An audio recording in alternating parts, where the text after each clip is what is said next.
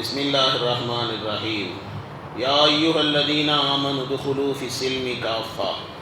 ஈமான் கொண்டவர்களே, இஸ்லாத்திலே முழுமையாக நுழைந்து விடுங்கள்.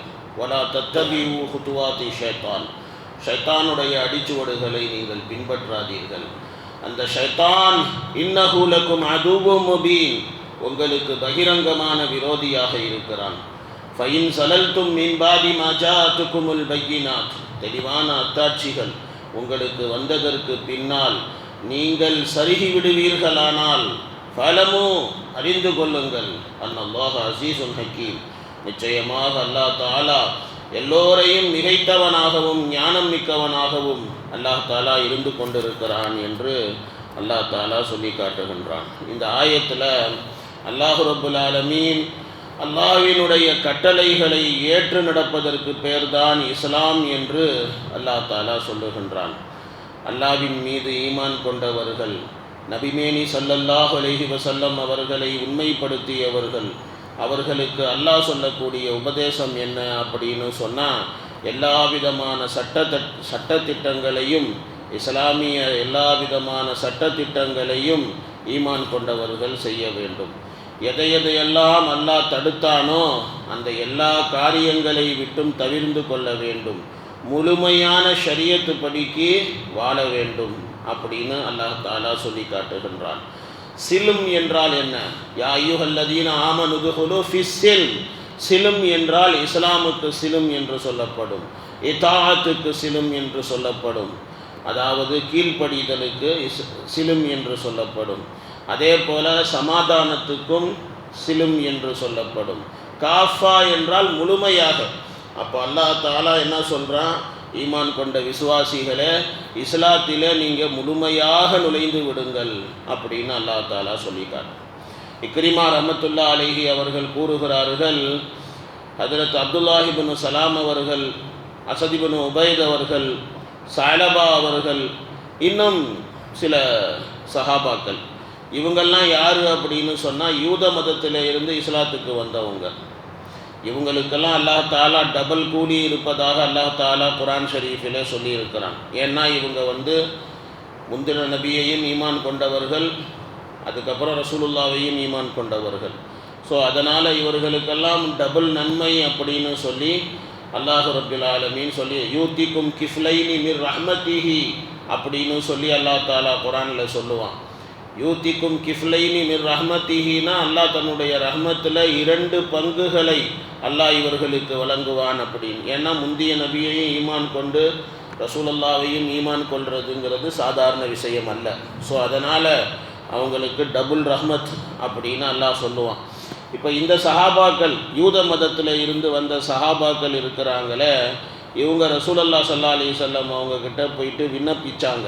என்ன விண்ணப்பிச்சாங்க அப்படின்னு சொன்னால், நாயகமே,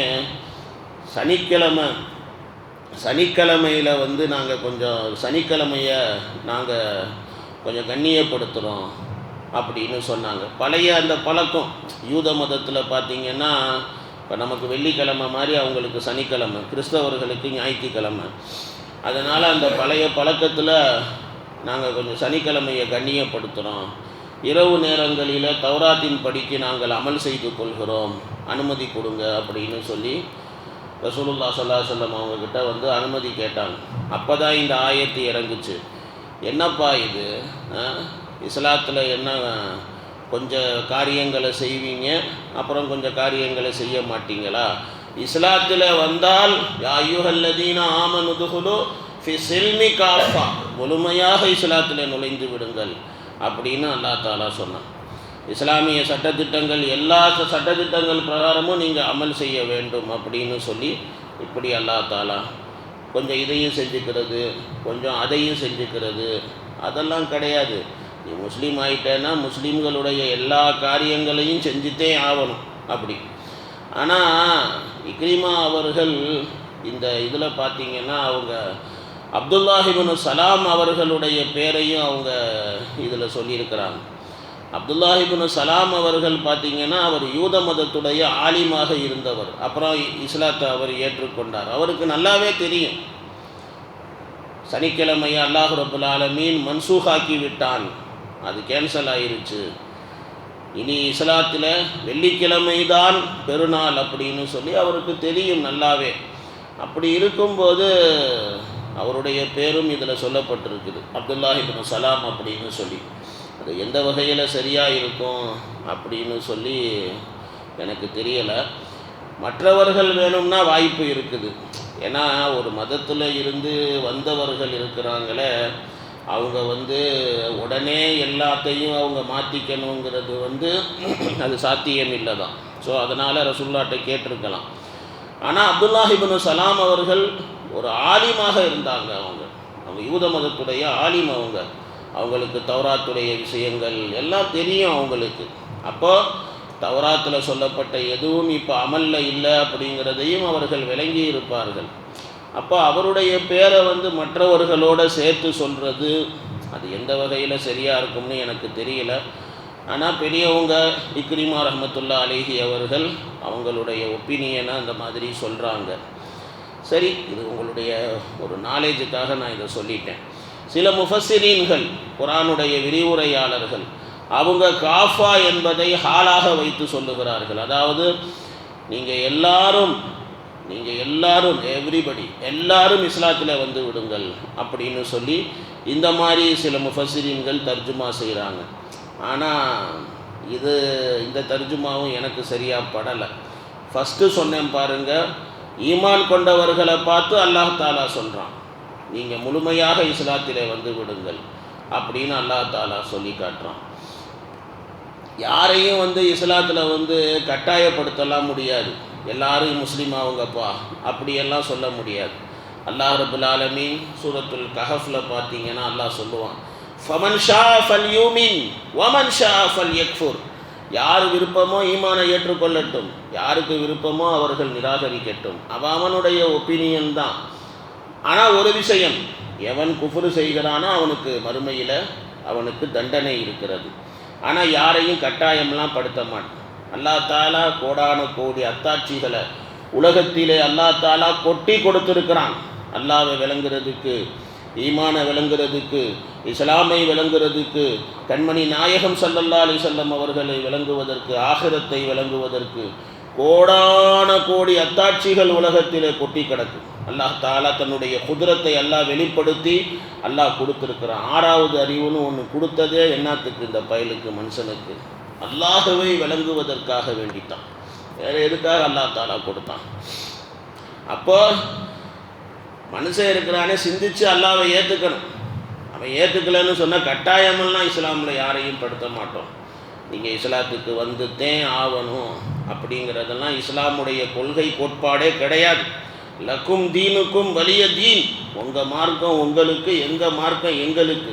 நீ என்னமோ பண்ணிட்டு போ, ஆனால் லா ஆபுதுமா தாபுது, நீ வணங்குறத நான் வணங்க மாட்டேன். இதுதான் நம்மளுடைய கோட்பாடு, அவ்வளோதான். சில அறிவு கட்ட இப்லீஸுங்க காசுக்கு ஆசைப்பட்டுக்கிட்டு, இந்த வேலூர் இப்ராஹிம் மாதிரி சைத்தான் பயலுங்க, அவங்க என்னமோ பூஜா தூக்கிக்கிட்டு அலையிறானுங்க, போகிறானுங்க. அல்லாஹ்கிட்ட நாளைக்கு அவங்க எல்லாம் பதில் சொல்லணும். நேற்று கூட ஒரு வேலூர் இப்ராஹிமுடைய ஒரு இது பார்த்தேன். அதில் அவன் சொல்கிறான், வந்தே மாதரம் சொல்லலாமா. யோகி ஆதித்யநாத் எல்லாரையும் சொல்லியிருக்காராமா யூபியில்.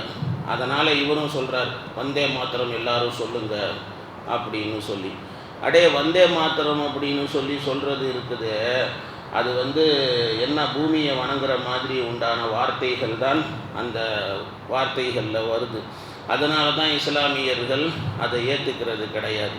அந்த வார்த்தையை நாங்கள் சொல்ல மாட்டோம் அப்படின்னு சொல்லி. என்ன தேசப்பற்றுங்கிறது வார்த்தையில் இருக்குதா இல்லை கொள்கையில் இருக்குதா? இவங்கெல்லாம் வார்த்தையில் தான் தேசப்பற்றை வச்சுக்கிட்டு இருக்கானுவோ, சும்மா வாயில் பேசுவானுங்க, செருப்பு நக்கி பயலுங்க. என்ன பண்ணுறது, அல்லாஹ் விட்ட வழி.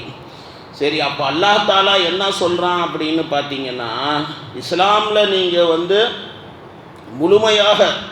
முழுமையாக நீங்கள் நுழைந்து விடுங்கள். யா அய்யுஹல்லதீன ஆமனுதுஹுலு ஃபி சில்மி காஃபா, இஸ்லாத்தில் முழுமையாக நீங்கள் நுழைந்து விடுங்கள். உங்களால் எவ்வளோ முடியுமோ, ஹைசு மஸ்ததாத்தா, எவ்வளோ உங்களால் முடியுமோ நீங்கள் அந்த அளவுக்கு இஸ்லாமின் படி நீங்கள் அமல் செஞ்சுத்தான் ஆகணும், நீங்கள் அப்படி வாழ்ந்துட்டே ஆகணும். அப்படி அல்லாஹ் தாலா சொல்லி காட்டுறான். ஆனால் எதுவும் மனுஷனுடைய சக்திக்கு மீறி எல்லாம் இஸ்லாமில் எந்த ஒரு சட்டமோ எந்த ஒரு விஷயமோ அது சொல்லப்படலை. மனுஷனால் எது முடியுமோ அதுதான் சொல்லப்பட்டு இருக்குது. கஷ்டமான விஷயங்களெல்லாம் எதுவுமே இல்லை. என்ன அமல் செய்யணும் அவ்வளோதான். ஷைத்தான் இருக்கிறானே கெடுத்துக்கிட்டே இருப்பான், நம்ம தான் ஒழுங்காக இருக்கணும். ஹஜ்ரத் இப்னு அப்பாஸ் ரலியல்லாஹு தஆலா அன்ஹுமா அவங்க என்ன சொல்கிறாங்கன்னா, இந்த ஆயத்தை பற்றி சில வேதக்காரர்கள் அவங்க ஈமானை ஏற்றுக்கிட்டாங்க. ஈமானை ஏற்றுக்கொண்டதற்கு அப்புறமேல அவங்க தௌராத்துடைய சில விஷயங்கள், சில அஹ்காமுகள் அதன்படிக்கு அவங்க அமல் செஞ்சுக்கிட்டும் இருந்தாங்க தௌராத்து படிக்கு. அப்போ அவங்கள்ட்ட என்ன சொல்லப்படுது அப்படின்னு பார்த்தீங்கன்னா, நீங்கள் எப்போ இஸ்லாத்துக்கு வந்துட்டீங்களோ, முஹம்மதி தீனை ஏற்றுக்கொண்டீர்களோ, நாயகத்தினுடைய தீனை நீங்கள் எப்போ ஏற்றுக்கொண்டீர்களோ அப்போ நீங்கள் இஸ்லாத்தில் நீங்கள் முழுமையாக இருக்க வேண்டும். முழுமையாக என்னப்பா அது, கொஞ்சம் செய்வீங்களாம் கொஞ்சம் செய்ய மாட்டீங்களாம், இதெல்லாம் என்ன இது? முழுமையாக இஸ்லாத்தினுடைய வேலைகளை நீங்கள் செய்ய வேண்டும். எந்த அமலையும் நீங்கள் விட்டுவிடக்கூடாது. தௌராத்துடைய வேதம் இருக்குதே, அதை நீங்கள் ஈமான் கொண்டா போதும். தௌராத்து வேதம் படிக்க அமல் செய்யணும்னு அவசியம் கிடையாது. இறைவனால் அருளப்பட்ட எல்லா வேதங்களையும் ஈமான் கொள்ளுங்கள். அது ஹமாரா ஈமான், அது எங்களுடைய ஈமான். தௌராத்தை ஈமான் கொள்ளு, ஜபூரை ஈமான் கொள்ளு, இஞ்சிலை ஈமான் கொள்ளு, இது எல்லாம் அல்லாஹ்வால் இறக்கப்பட்டது என்று ஈமான் கொள். அதில் ஒன்றும் இது இல்லை, அது அல்லாஹ் சொல்கிறான் நீ ஈமான் கொண்டு தான் ஆகணும் அப்படி. ஆனால் அமல் அது குரான் படிக்கு மட்டும்தான்.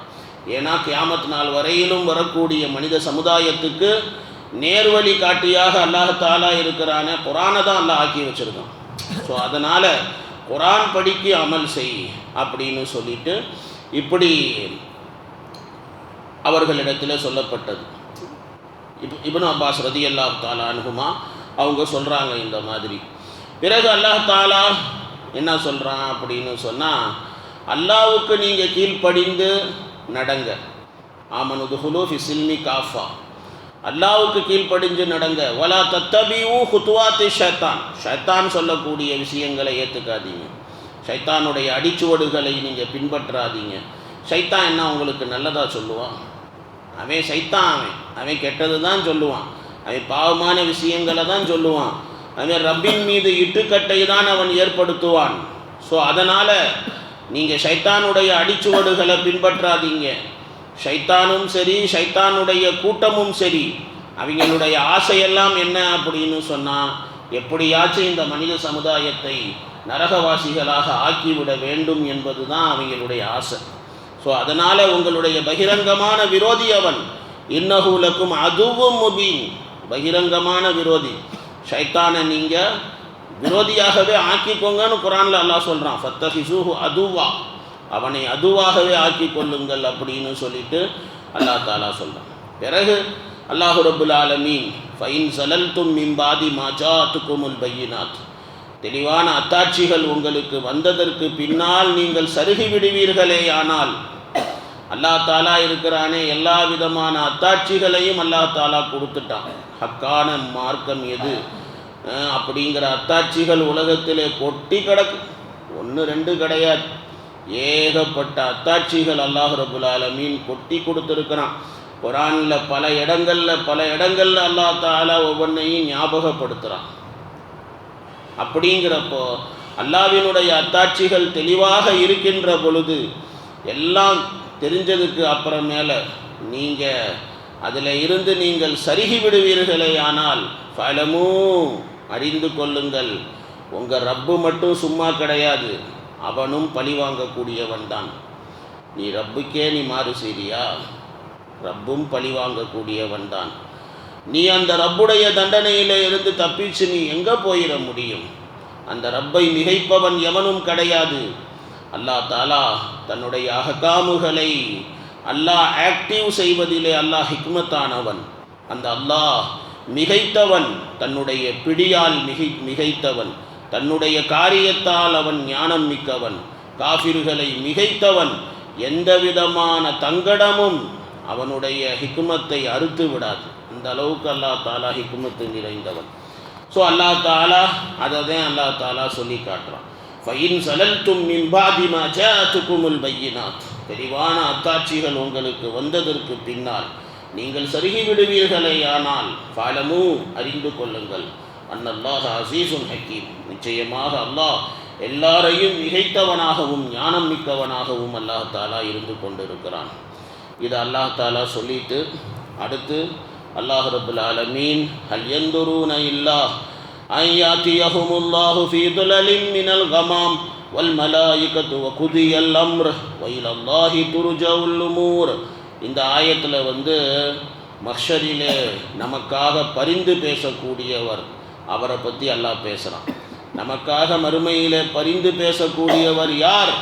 ஹஜ்ரத் முஹம்மது முஸ்தஃபா ஸல்லல்லாஹு அலைஹி வஸல்லம், நம்முடைய உயிருக்கும் மேலான கண்மணி நாயகம் ஸல்லல்லாஹு அலைஹி வஸல்லம். அல்லாஹ் தஆலா ஷாஃபியுல் மஹ்ஷரை பற்றி இந்த ஆயத்தில் அல்லாஹ் தஆலா பேசி காட்டுகின்றான். அதை பற்றி இன்ஷா அல்லாஹ் நாளைக்கு உங்களுக்கு விளக்கங்கள் சொல்லப்படும். சுப்ஹானல்லாஹி பிஹம்திஹி சுப்ஹானக்கல்லாஹும்ம பிஹம்திக நஷ்ஹது அல்லா இலாஹ இல்லா அன்த நஸ்தக்ஃபிருக வ நத்துபு